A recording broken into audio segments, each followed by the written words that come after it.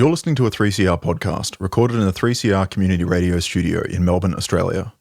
If you like what you hear, please consider donating or subscribing so we can keep bringing you more independent community content. For more information, go to 3cr.org.au. Slavery is back. Welcome to a place where private business profit from a captive labour force, yet pennies are spent on medical services to a population in which the Indigenous, the poor and the mentally ill are overrepresented. Where isolation, humiliation and degradation are facts of life. Welcome to prison. It depends who's telling the story, I suppose. The prisoners would have one view, the people who work in the prison system would have another, and I think it's up to people to decide where the truth is. Give government propaganda and the media spin doctors the flick. And check out Doin Time for news, views and tunes on prison issues from Guantanamo Bay to Christmas Island to prisons and detention centres everywhere. Every Monday at 4 p.m. on your community radio 3CR. We are still fired up and we're still talking about revolution. Hello and welcome to the Doin Time show.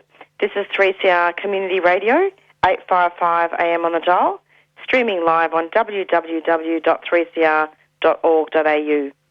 And a warning that this episode of Doin Time may contain audio descriptions of Aboriginal and Torres Strait Islander people who have died and discussion of deaths in custody. I'm Marisa and I will be with you for the next hour.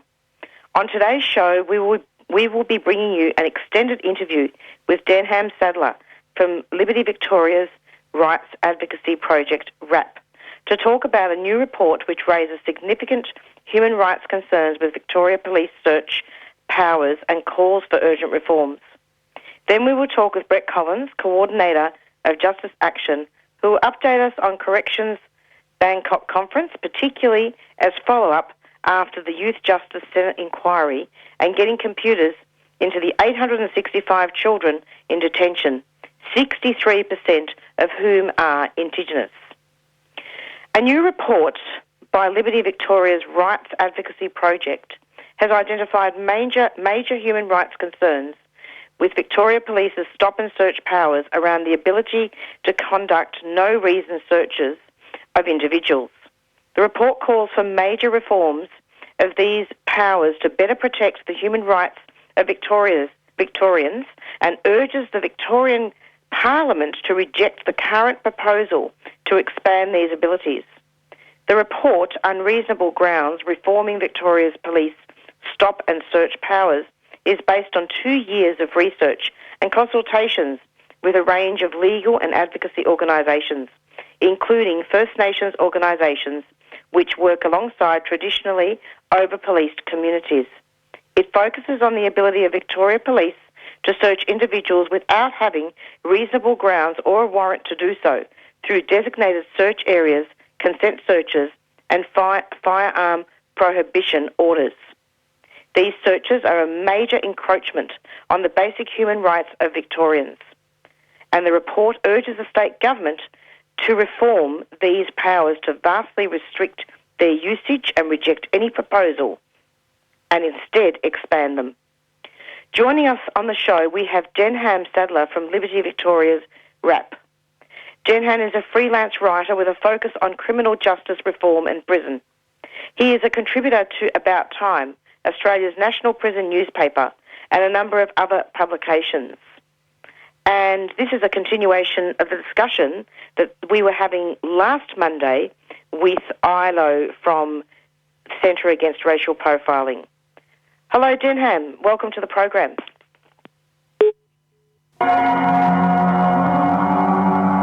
The Victorian State Government is planning repressive new laws to restrict protest, including a ban on wearing protective masks, restrictions on symbols of resistance, including flags, and creation of so-called safe zones around religious buildings, putting significant areas of the CBD off limits. We must say no to this attack on democracy. Protest is a fundamental human right. Join the fight at a mass rally hosted by Defend Dissent Coalition, Wednesday, 19th of March, 5:30pm, State Parliament. That's Wednesday, 19th of March, State Parliament, 5:30pm. Defend Dissent Coalition is a 3CR supporter.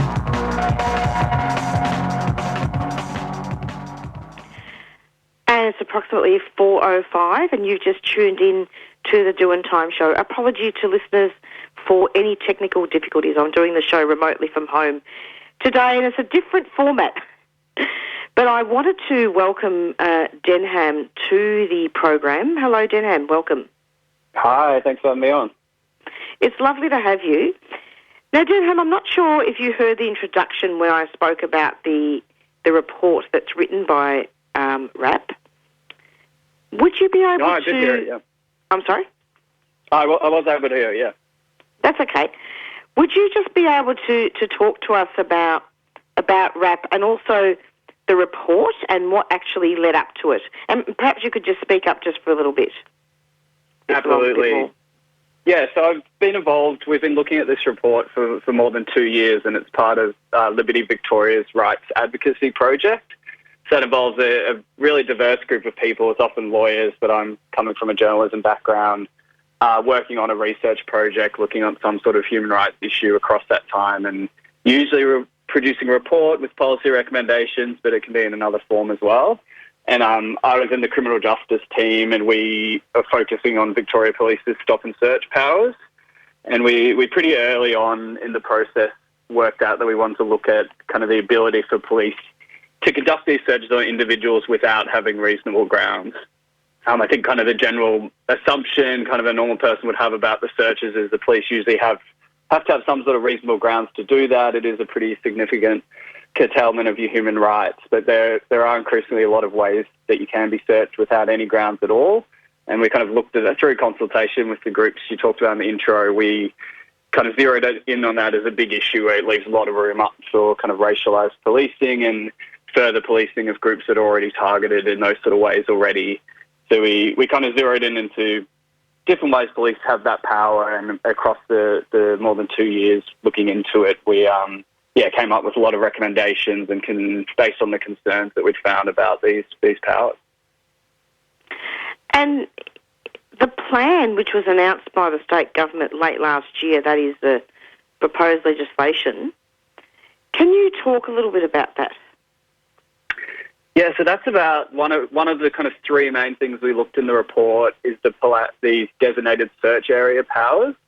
So that's basically the police can designate a certain area. It's often a train station or a shopping centre, and this is a search area typically for about 12 or 24 hours where they can search anyone who happens to be in that area without any reasonable grounds. And the powers were introduced, and kind of the main reasoning was for knife crime and for weapons, but obviously if they search you and find drugs or something, you can face consequences of that as well. So we've had significant concerns with that.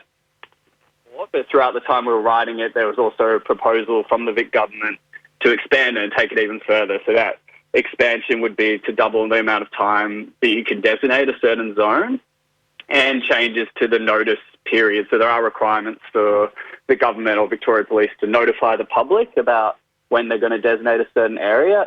It's already pretty secretive anyway, I'd say. The notification has to be in the Government Gazette, and I think most people wouldn't know what that is or where to find it. It's not the most public thing ever, but often you hear about these designated areas through kind of advocacy groups posting about it and the impact it might have on vulnerable groups, because they're also used a lot on protests. And we're actually seeing there's a designated area around where the 3CR studio is in Collingwood, Abbotsford and Richmond on Wednesday, so it's pretty relevant at the moment. What time is that going to be on Wednesday? It's Wednesday afternoon, so I believe it's all afternoon, so from about 12 p.m. to midnight. And I'm not actually sure. It's really often around a major event or protest, but I'm not sure what that would be. I wasn't able to find anything that's on that Wednesday afternoon. I'm not too sure what it's based around. Well, that's really interesting because I think in the future what it looks like is that the Allen government may be providing or making a law where there may be less notices and where it will be a lot more secretive where those designated areas will be. Yeah, that's one main part of those reforms that are in Parliament is kind of lessening the requirements around the criteria to designate a search area and the actual notice period behind them as well. So basically the report has found that the designated search area powers are ineffective. Can you tell us how it's ineffective? What did the research say? Yeah, we found, so throughout the process, we made a number of attempts to get information on the search powers, so information on how many searches were conducted, what objects and other things were found, and kind of refer to that as kind of a hit rate, so how many searches actually resulted in someone with, say, a knife being found. And there's really not, that's one of our other recommendations is around data transparency, because there's really not much reporting around this, but we were able to get some information through a Freedom of Information request after quite a long time. And through that, we found that it was from January 2021 to January 2023, there were 61 of these designated search areas made. And within those areas, there were 19,000 searches undertaken in them, and 252 of these searches resulted in an object found. So there's no further detail on what that object was and how serious the, say, weapon or drug it was, but that's a hit rate of just over 1%. So in the report, we argue that isn't showing success enough for how significant that infringement is on the more than 18,000 people who were searched for no result. And even more recently, the police put out information. They had a designated search area at a big shopping centre, and they said they conducted more than 200 searches, and one of those searches found a pocket knife on a teenager, and that was the only hit for a search. So that's a success rate of even less than 1% of the data we found. So I think the success rate for actually finding things isn't enough to justify the human rights curtailment that these involve. Can you comment on racial profiling in over-policed communities?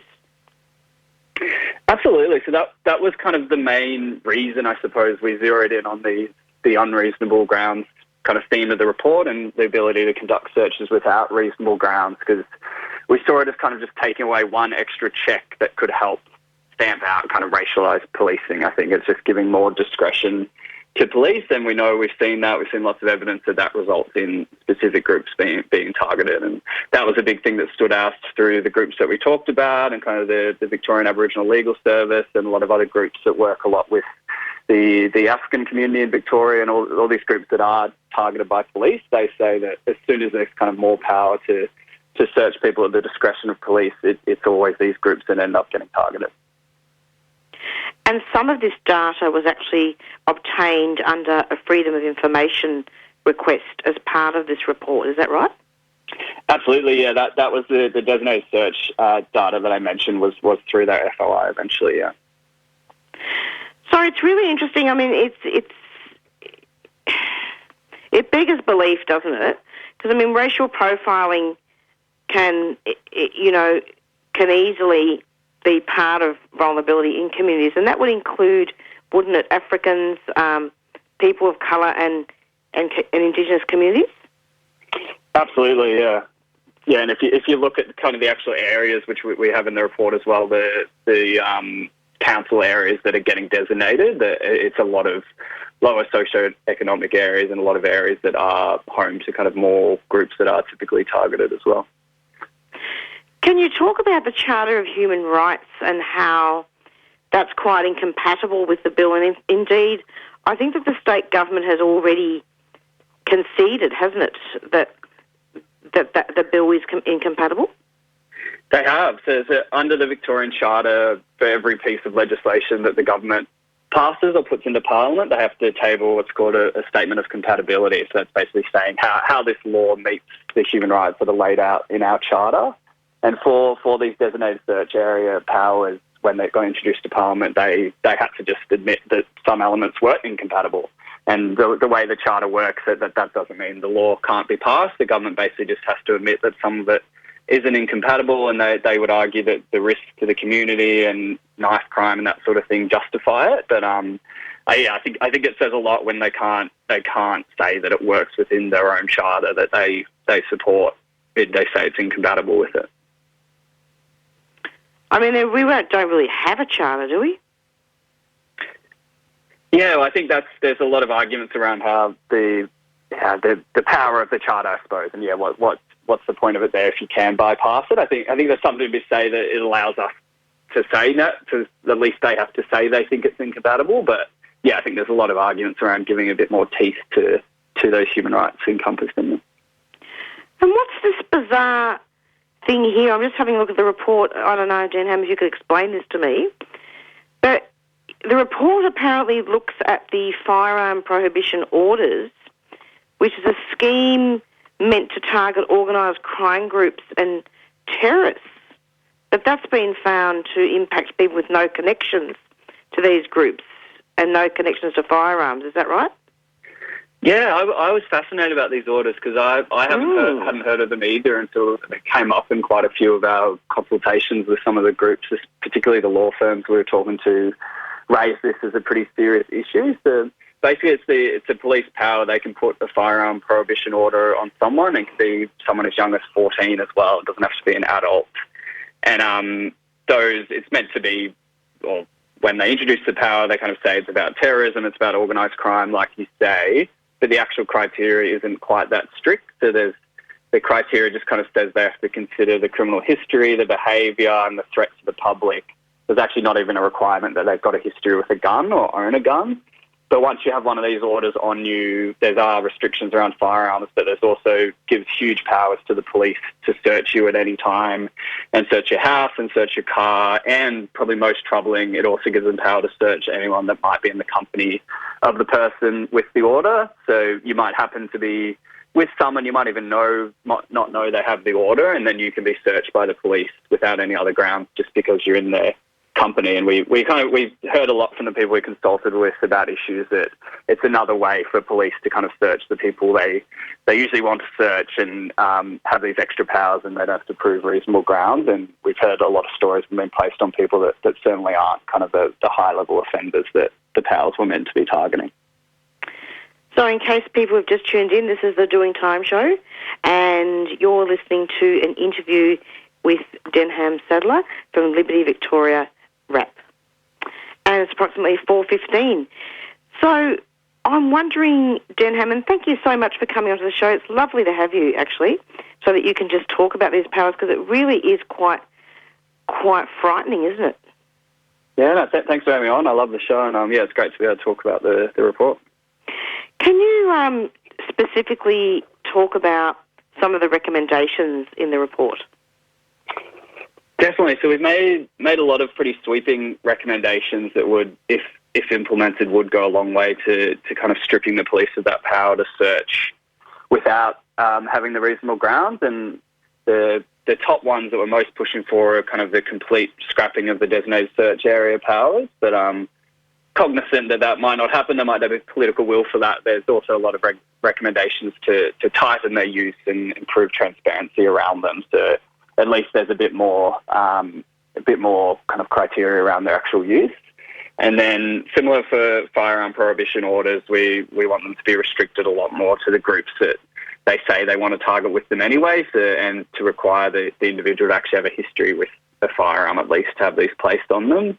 And we're pushing to get rid of the provision that allows for the search of people that might happen to just be in the company of the individual as well. And the other aspect of the report that I haven't touched on yet is consent searches. So aside from all of this, if police stop someone in the street and ask for their consent and obtain it, they can search them. So it kind of takes away the need for any other power to do it. And there's a lot of issues. This was raised by nearly every group we talked to around whether you can actually ever give full consent to police. There's obviously big power imbalances, especially when it comes to groups that are over-policed already. So we're pushing for that ability to be removed. So consent alone can't justify search, and that's not a novel approach. There's some states in the US and in UK that don't allow it as well. So there are high-level reforms, and we do have other recommendations below them if we can't get through with the top-line ones. And what about, I don't know, I've just had a look at the report again. It doesn't really go into protest, does it?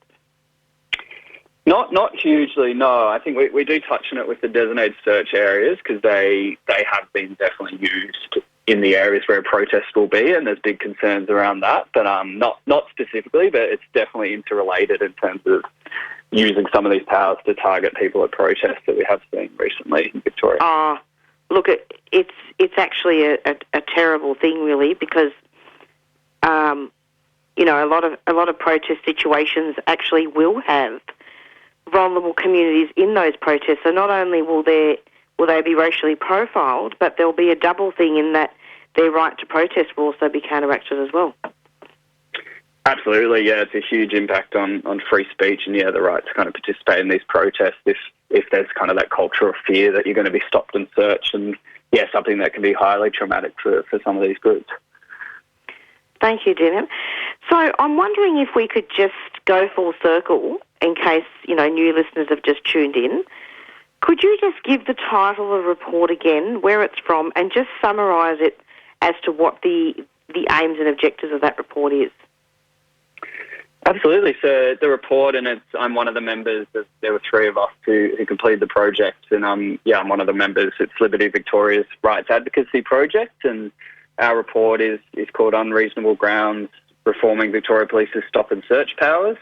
That it's looking at all the ways that Victoria Police can conduct searches without reasonable grounds, and investigating ways to reform that and kind of protect human rights a bit more around these searches. It looks a lot about the impact of these searches on individuals and particularly vulnerable groups in society, and ways to kind of get a bit stricter guidelines around how they're conducted, and particularly around data access as well. Like, a lot of countries have better access to data about searches and the potential for racialised searching as well that Australia just doesn't have.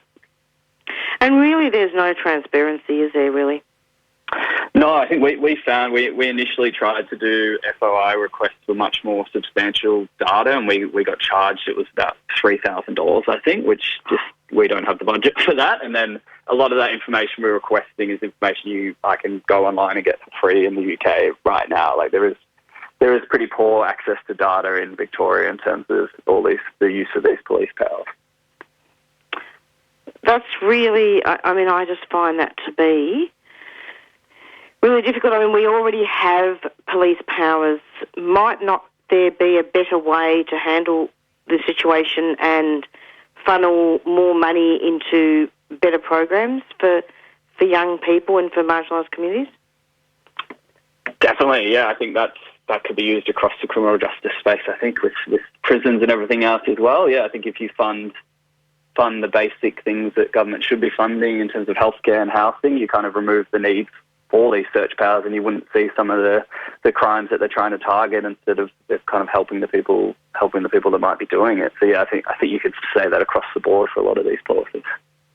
And also, it goes without saying that the whole process of police searches is traumatising for an individual, particularly those who are frequently targeted by policing practices for reasons influenced by subjective biases such as race and socioeconomic status. Can you comment on that? Yeah, it can have. We've heard repeatedly through all the groups we spoke with, it can have just such a huge impact on people, particularly young people. The kind of the lawyers we talked to, which actually we talked to Elo, who you mentioned in the intro. We talked to him for the report. I think the people working with younger people that are targeted by police a lot, it has just such a huge impact on them, and often in our studies that have found that the kind of over-policing of certain groups can just lead to more crimes being committed. Like, I think it can have a really big impact on people, and also you're talking about potentially asylum seekers being targeted and kind of being targeted by police can be highly traumatic for them, and we know how much kind of First Nations people are targeted with these powers as well. That I think it can have just a devastating impact to be continually targeted like that. And all this stuff that we're talking about, with the subjective biases, that's enshrined in the Charter of Human Rights and Responsibilities Act 2006, Vic, isn't it? Yes, yeah, it is, yeah. Well, it's been great having you, Denham. Are there any final comments that you want to make in conclusion? I don't think so. Thanks very much for having me on. And I think, just if you search Rights Advocacy Project, you'll be able to find the report and, have a read for anyone that's interested in it. But, no, we really appreciate it. Me and the team really appreciate you having us on and giving us a chance to talk about the report. Can you just direct listeners to the website? Absolutely. So it is.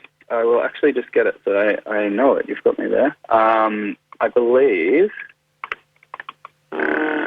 it's just rightsadvocacyproject.org. Nice and That's easy. right. And then, if you navigate to the criminal justice section on the website, that'll take you to the reports, the most recent one there. Lovely. Denham, thanks a lot, and we're hoping to have you back soon. Thank you very much. Yeah, would love to come on again. Thanks for having me. Awesome. Take care. Thanks. Bye. Bye-bye. On International Women's Day, we're hitting the streets because women are still fighting for the respect, wages and safety we deserve. The march takes place on Thursday, 6th of March at 5:30pm, departing the State Library. We welcome all cis and trans women and anyone who stands in solidarity against gender-based injustice. International Women's Day is about radical change, demanding the changes we need for safety, respect and equality. RSVP at iwd25.com.au for updates. Victorian Trades Hall Council is a 3CR supporter.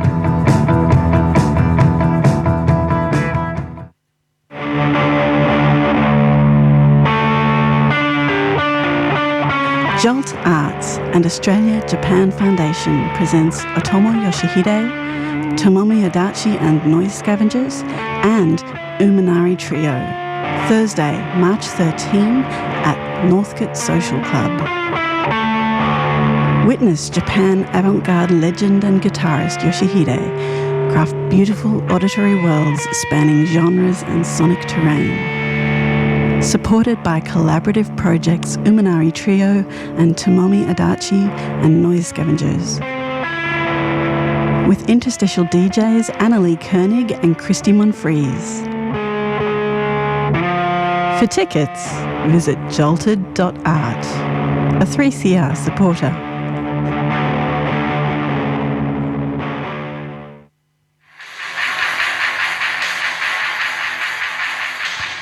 Come down to Camp Anarchy, 8th to the 10th of March, 2025, for a chance to connect with community and commune with nature.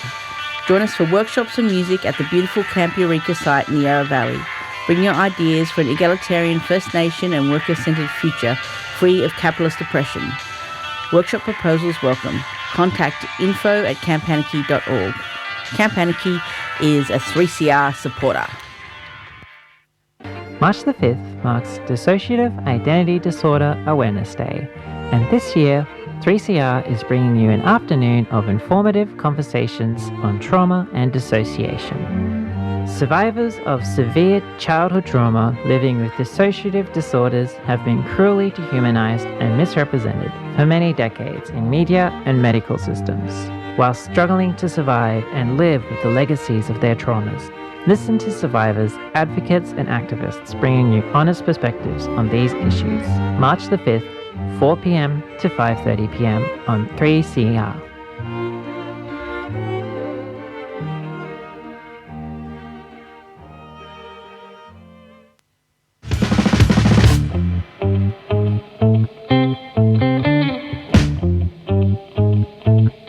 Celebrate all that unites us and host your own Feast for Freedom this autumn.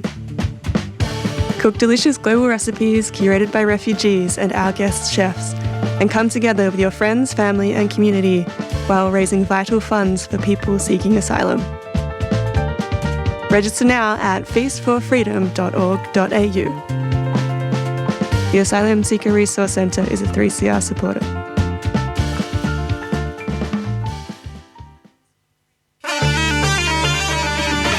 The war on Palestine has not stopped. Palestinians need self-determination. Gaza must be free of Israeli occupation forces, have unconditional access to aid and reconstruction. 17 years of Israeli siege must end.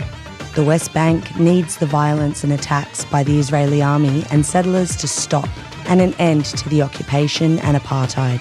Your support to end the war on Gaza to bring peace, justice and freedom to all of Palestine is needed more than ever. Join the rally on Sunday the 23rd of March, 12 noon, outside the State Library on Swanston Street. With Netanyahu and Trump threatening to ethnically cleanse Gaza and annex the West Bank, we all need to stand up and say no. Rally, Sunday the 23rd of March, midday at the State Library. With your support, Palestine will be free, from the river to the sea. Free Palestine Melbourne is a 3CR supporter.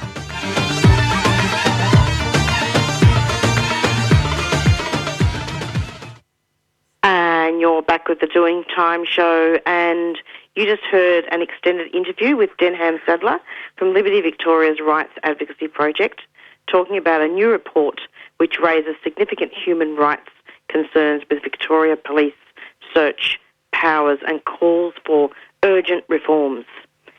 Coming up now, we're going to be speaking with another very special guest, it's Brett Collins from Justice Action. He's the coordinator of Justice Action, and he's going to be talking to us and giving us some updates about a conference that he's attended. Hello, Brett. Welcome. Yes, good afternoon, Marisa. Lovely to have you. And we did speak a lot about police powers previous to this interview, Brett. It's pretty crazy. Yes, it's a big issue, mate, a big issue, and the Victorian police certainly have something to be pretty ashamed about, actually. Absolutely. Now, you haven't been on for a while, so I'm just wondering, can you give a little bit of a brief overview of Justice Action, in case there are new listeners? I guess our focus is really looking at authority generally and abuse of authority. So, police interests are one of ours, but also issues of in psychiatric institutions, the use of forced medications are a very important issue for us, and both out in the community and also for people who are under some sort of an order. So they're the sort of things in which we're very much engaged. But we've just come out of an inquiry before the Senate, where they're looking at the issue of youth justice, and we've just been following that through, and as part of that, went to a conference in Thailand. So that was really what I've just come out of just now. Perfect. So you actually went in as a Community Justice Coalition representative. Can you tell us about the conference? Well, sure. Actually, it's run by this organisation called the International Corrections and Prisons Association. It's the most significant organisation run by the prison authorities themselves. Based in Belgium, it's been supported by both France and Canada, so those governments are paying. And the intention is really to be a bit of a chance to look at new things, new research, better ways of dealing with people and having better outcomes. So that's really the intention of it. And so they deliberately move the conference around from some places in Europe into Africa, into Asia, and in this case it was actually in Thailand, where the Minister for Prisons and the Commissioner General, whatever he was, they began to welcome, and about 350 people came from all over the world, 50 countries represented, and so it was a nice chance to see what people are doing, particularly on technology in prisons. Okay, so tell us about technology in prisons, because I know that Justice Action has been doing a lot of stuff about that, particularly as follow-up after the Youth Justice Senate inquiry and getting computers into cells. Well, that's right. Yeah. Well, look, we're just most concerned to make sure that there's the opportunity that's being used to, or is available to break down the isolation of imprisonment through technology, like we're talking about telecommunications, access to phone calls in cells, and access to education, all those things happening in cells. That those things actually go through fully. Because what's not very widely understood is that what was previously available to people in cells, access to things like typed up and typed up notes, and just information generally from education institutions, they're no longer available. And the education institutions these days expect everyone to have access to the internet so they can download things themselves and then respond up on the internet. So people in prison have been disadvantaged so far, by the use of technology, and so instead of getting hard copies of things, they aren't available. So there's an expectation by education institutions these days that everyone has access to the internet, and prisons have been disadvantaged. So that's really the key to it. And so what we're fighting hard to do is not only to recover the things we had before, but to break down the isolation of imprisonment even more. And so the whole range of things follow, and most importantly, there's an acceptance that people in prison, people in detention, people whether in psych hospitals, wherever they are, have to have access to a computer in their cells, access to information, access to hold information, to respond to court documents, to research things, and also to respond and to have video calls. So they're all the things that we were chasing hard in Thailand. And I came back with a lot of information now about things that we can do better here in Australia. So is that happening in Thailand, Brett? No, look, in Thailand, it's not. I mean, that's the silly thing. In fact, look, our particular interest in Thailand was only really the issue of technology. Although we did have access to, like, we could have gone into to an inspection of a major maximum security prison. That would be very, very interesting. I was being a little bit sarcastic there. Yeah, so look, I've actually seen them before. I saw Women's Jail where I was a few years ago. So that's certainly not special, I can assure you. But socially, it's actually not as bad as one might expect. Like even the Bali Nine, I think they were reluctant to return to a high security prison here in Australia. At least there's a sort of social interactions a bit more relaxed in Bali, even though some of the other conditions aren't so good. So it's just interesting from a prisoner's point of view, whether in fact a third world country isn't a better place to do your time. Technology really is an international issue, and so Europe is really driving it very solidly, and of course America. So just knowing what is available and ensuring that the wins we've had so far, particularly in New South Wales and increasingly in Victoria, that those wins are ones which do give us access to the things to which we're entitled. Like, for example, counselling in cells, and video counselling, video calls, and also, most importantly, keyboards. So at the moment, we are actually running quite a strong campaign to make sure that they don't give you just a tablet, and a tablet where you just use 2 fingers. You only get 2 fingers. What happened to the other 8 fingers? Where my 8? I used to have 10 fingers, and they then give me 2 only on a tablet. So they're the sorts of arguments that we're having to run to make sure that that people are not limited, like unfairly limited, in the sorts of resources that they will end up having in a cell. Access to good resources, access to whitelisted websites, have a proper screen, keyboard, all the things in which we're fully engaged now. So the import model has been accepted where, Brett? Computers and cells, have they been accepted? For example, here in New South Wales, you do have access to a range of whitelisted websites. Things like Aboriginal medical services, certain education websites are now available. And so they're limited, but they're there. And they've now established quite carefully the rules which allow certain websites to be seen and other ones not. And so that's interesting too, because it's not just a matter of discretion in the hands of the guards. It's a matter of whether the websites themselves limit, for example, messaging through the website and things like that. So there's some things there in place which will be useful in the future, and of course, most importantly, having video calls in your cells, so you can actually then see your children while you're in the cell. See your children, say goodnight to your wife. See your friends. They're the things that now are achievable. And we've come back with some very, very strong information about how these things can be run, costs engaged, and that sort of stuff as well. So video calls in cells will be beginning with counselling and restorative justice and education. Is that right? Well, that's right. Yes. Well, there are 3 issues which are the obvious ones. So, like, it means, for example, looking particularly at youth justice, which is an area which is just amazing. They're spending over $1 million a kid to lock them in a cell. $1 million a kid. $140,000 for an adult. And the kids' cell is the same. You have to shake your head and wonder where the other $800,000 is going. We're asking those questions, actually. We're asking the Auditor General in each of the states and territories to justify where the money's going, and not giving services to the kids as well. So, they're the things that we're pushing, and we'll win. But adults, of course, currently in some states, I know the ACT has been running for now about 17 years, has had access to computers in their cells with access to emails and things like that.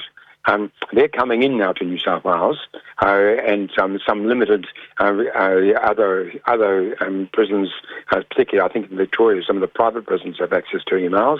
We're not very happy with the costs engaged with that. That's something we still have to negotiate. But at least there are some services coming in. Well, look, Justice Action has been campaigning and fighting for this for a really long time. Well, I guess it's over 20 years actually since we took the first 100 computers into some of the prisons here in New South Wales. They were donated actually from a charity, and we were told we had unlimited computers, which meant we got some up into Queensland and into New South Wales around about the year 2000 actually. And but since that time, we've made some headways. Definitely have made some headways. But it's obvious that if you have an ability to make phone calls, then to have a phone call from a cell is only a jump away. And then if you're in your cell most of the time, it's sort of quite obvious that you should be able to use that time properly. So they're all they're really human rights these days, and access to law, access to a computer, so you can save all your documents and send things out to the courts and things like that. There are levers there where you can have rights, legal rights, and courts these days will actually support your legal rights, your claim to rights too. So we're definitely making significant headway, and I would expect in Victoria video calls very close to being seen as being natural, and a whole lot of things will follow from that. Of course, counselling is an important part of it, so people can have a chance to learn new skills and maybe even to prepare for release. So you can then even maybe manage your life a bit better, deal with wives who are estranged or children who misbehave, and have a few skills to handle it, and also learn skills to maintain yourself. Why shouldn't you learn how to do maybe it could be art or music? Yeah. Why can't you do those things in the cell? You can, of course you can, and they're the sort of things that we are driving to make sure we achieve. I think what I find a little bit concerning, and I'm sure this will be worked out, is what about young people, any adult as well, who comes from a non-English speaking background, or Aboriginal people where English is their second language? Who's going to provide the money to train people on computers? Look, in some ways, that's actually one of the benefits, would you believe? Because, well, you see, what they're going to have is we'll have access to, every person will have access then to a computer in some sort of form. And some of them will be easier than others. So the same issue comes for older people as well. They're having trouble learning how to use a computer. But these, when you get out in the community, you have to learn these things. And so to open up to the benefits of having a computer in a cell and spend your time to learning the skills and gaining new skills, that's a very exciting thing. And to prepare that, prepare for your release and doing that, rather than sitting back waiting for the release date, you've got a chance to use your time properly, and even to earn money while you're still just serving time. There's no reason why you can't use your personal time in your cell to actually to earn money, if it's doing art, if it's art, or it could be composing something, it could be writing, it could be even doing somebody's accounts. Who knows? Run a business. You can run a business. In New South Wales, you can run a business out of your cell, as long as it doesn't conflict with corrective services. So the possibilities are endless as soon as you have access to telecommunications and then a chance to link up then to an outside community organisation. So if you're, say, you don't speak English and you have limited abilities in certain sorts of ways, the chance to have an external service provider teaching you and using that video counselling ability specific to your needs is special. There's no way you can have something unique and specific to your culture replicated inside the prison. But if you have access to a community organisation outside, giving you external counselling using that, what they call the import model, by importing the services, that's a very, very important thing and a great extension. It really is, Brett. I mean, you went in February, didn't you? I think, pardon, sorry. What dates were the conference? It was in February. It was only, I actually came back on Thursday, so I've just only come back. I haven't even finished the report yet. Wow, so it's fresh. So there we are. I'll have to talk to you again. So, I mean, I know you haven't written the report. Can you give us just a little bit of a rough outline, if you like, of what came out of the conference? Well, look, the conference it was all about technology, and they used the term smart prisons. Smart prison. I picked up that straight away and said, excuse me, you can't have a smart prison. That's an internal contradiction. A prison that's actually destructive. People who go to jail do worse than people who don't go to jail, even for the same behaviour. So we've got a lot of statistics to say that prisons are not smart, right? They're stupid. Right, and so that was the starting point. But they had a lot of things there in the conference. It wasn't only just giving access to rehabilitation services in the prisons. It was also things like, for example, how do you have locks right on cell doors which don't require a screw to open the door for you? That's an interesting idea. Wow. So what they're trying to do is actually cut out the prison officers and manage so it's actually so it doesn't. You have less staff on board, you have less of those aggressive staff, and you have more, and then you can presumably deal better with a different sort of person. So interesting conversations about what that would entail. And the prison officers were saying, well, I mean, one of the few opportunities you have to socialise with the prisoners is when you open the door with your key. And you open the door and say, "Good morning, sir." I had to laugh and I heard that one. Oh, come on. Was that a joke or what? Yeah, well, you'd think it would be a joke, but they were actually serious. The trouble is, there's a whole other conversation happening in these conferences, and they're not grounded at all. They tell lies, and they think because most times they're talking to each other, they can get away with it. But they got the laugh, I can assure you. They had some good, strong answers given at all stages. So we made sure that our presence was felt at the conference, and so we definitely walked away with quite a few major benefits and a bit of a vision for the future. Well, that's fantastic, and I'm really glad that, with this conference, the technology conference, that prisons were able to be included. Absolutely. Well, that was we made sure that it was front and centre, and they did listen, and we've won the most important things. We've won access to external services, which is called the import model, and we will get keyboards out of this as well, keyboards and decent screens. So I think that'll all follow, coming pretty fast. And I'm hoping that the rest of Australia, including Victoria and Queensland and all the other states. Oh, absolutely. They may not allow it, though. Oh, absolutely. No, we're monitoring what's happening in Victoria too, and we can see it's happening all the time, actually. The development's happening in different and different to the jails. So I know they're running pilot programs in some of the jails. I think Barwon's one of them, and Ravensall, I think. But there are quite a few things happening there too, which is being replicated all around Australia at the moment. So we're keeping a bit of an eye on what's happening in other jurisdictions, and of course the ACT. The ACT's had computers in their cells for 17 years, so we're making sure that they are much more effectively used than they have been in the past. Brett, thank you so much for coming onto the program. It's lovely to have you and do a bit of an extended interview with you today. Beautiful. Lovely to talk with you, Marisa. You too, Brett, and we'll stay in touch. Beautiful. Okay. Thanks a lot. See you then. Okay. Bye. The law is part of our everyday lives, including when we buy something, use a service, have a job, or rent a house. The law can be used to help protect and support families when there is violence in the home or disputes over parenting arrangements. Sometimes we might need to understand the law to navigate specific government systems like Centrelink, getting a residency visa, or if we come into contact with the police. Community legal centres provide free, quality legal advice and assistance to help people with everyday legal problems. We focus on working with people who are experiencing disadvantage, such as financial hardship, family violence, homelessness, and discrimination.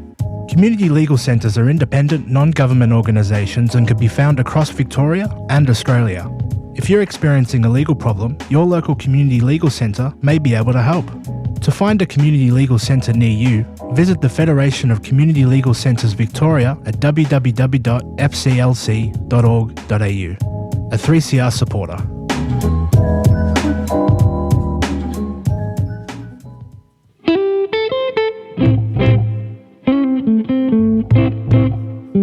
Did you know that Western Sahara is Africa's last colony? The issue of Western Sahara was raised in the Eddie Mabo case referencing terra nullius. Western Sahara is illegally occupied by Morocco. Indigenous Sahrawis are denied their right to self-determination. France continues to veto United Nations human rights observation in Western Sahara. Sahrawi people are being killed by Israeli drones. Like to learn more? Become informed. Become an Australia Western Sahara Association member at awsa.org.au. Australian Western Sahara Association is a 3CR supporter.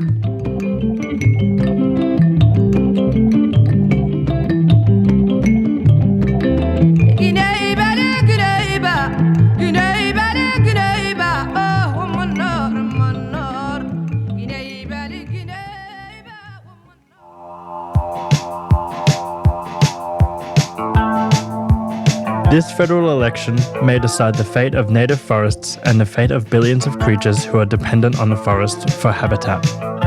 Their fate is in your hands. Join us at the March in March for Forests on Sunday the 23rd of March. Rally outside MP Peter Khalil's office, 466 Sydney Road, Coburg at 10:30am. Bring your family, bring your friends, bring your homemade signs and be a part of protecting this vital ecosystem. March for Forests, Sunday the 23rd of March. Head to marchforforests.org for more information. Bob Brown Foundation is a 3CR supporter.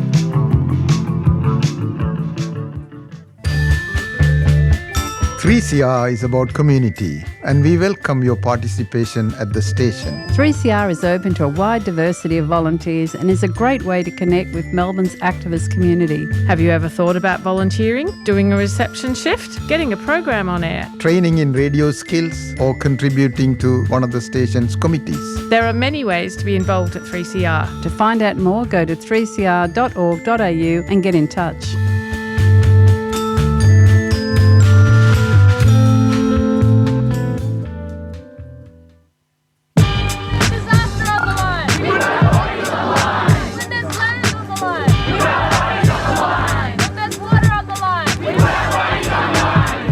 Tuesday, March 11th is a National Day of Action against nuclear. This upcoming federal election, we are seeing a toxic push to go nuclear. It is up to us to be loud and clear that nuclear is not safe, not ever, not here, not anywhere. Join us as we take to the streets to mark the 14th anniversary of the Fukushima disaster. Fukushima, never here, nuclear, never safe. Tuesday, 11th of March at 5:30pm at the State Library. Old Country Calling is a 3CR supporter. This is stolen land. It doesn't belong to the Liberal Party. It doesn't belong to the Greens. It doesn't belong to the Labor Party. It belongs to Aboriginal people. And this is Marisa, and it's the Doin Time show. It's approximately 4:53, and I wanted to thank both our guests, Denham Sadler and Brett Collins, for coming onto the show. And it's goodbye from Marisa. Stay tuned every Monday, 4 till 5 p.m. for the Doin Time show. And we'll be now going out with our theme song, Black Fella, White Fella by the Rumpy Band. Take care. Bye.